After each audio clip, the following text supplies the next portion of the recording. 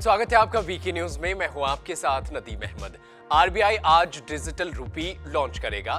भारतीय reserve bank इस digital रूपी को पहले पायलट प्रोजेक्ट के तौर पर होलसेल सेगमेंट में लॉन्च करेगा। रिजर्व बैंक रिटेल सेगमेंट के डिजिटल रूपी को अगले महीने लॉन्च कर सकता है। रिटेल सेगमेंट के डिजिटल रूपी को चुनिंदा लोकेशन और क्लोज ग्रुप कस्टमर्स और मर्चेंट के लिए लाया जाएगा। डिजिटल करेंसी के क्या फायदे होंगे वो आपको बता देते हैं। इसका सबसे बड़ा फायदा यह है कि आप इसे कैश में तब्दील कर सकते हैं। इसके अलावा डिजिटल लेन देन पर लगने वाली शुल्क यानी डिजिटल में जो आप शुल्क देते हैं वो कम हो जाएगी, टैक्स कम लगेगा।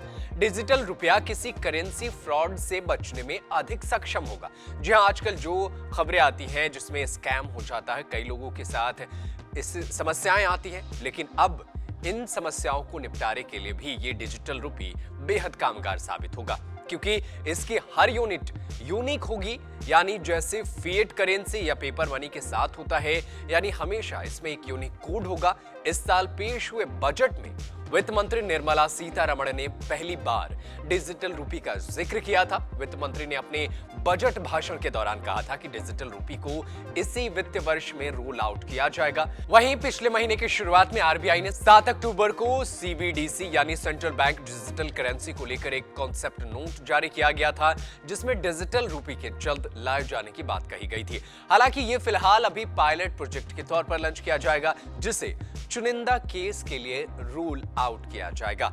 आरबीआई ने 31 अक्टूबर की एक स्टेटमेंट जारी करके कहा कि पहला pilot project use case government securities के तौर पर सेकेंडरी मार्केट ट्रांजैक्शन के सेटलमेंट के लिए लाया जाएगा। इसका इस्तेमाल इंटर बैंक मार्केट के लिए प्रभावी हो सकता है। डिजिटल रूपी को भविष्य में इस पायलट के आधार पर wholesale transaction, cross border payment आदि के लिए भी इस्तेमाल किया जा सकता है।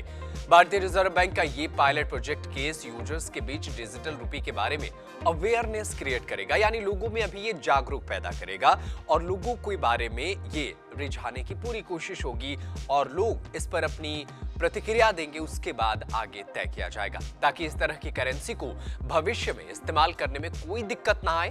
भारतीय रिजर्व बैंक के डिप्टी गवर्नर टी रविशंकर ने कहा कि ये डिजिटल करेंसी मार्केट में मौजूद अन्य वर्चुअल करेंसी जैसे कि बिटकॉइन को खत्म कर देगा, यानी ये बिटकॉइन की जगह ले सकता है। केंद्रीय बैंक बिटकॉइन जैसे क्रिप्टो और वर्चुअल करेंसी की शुरू से ही विरोध कर रहे हैं, यानी कई बैंक है जो इस तरीके के रूपी लॉन्च करने के खिलाफ है।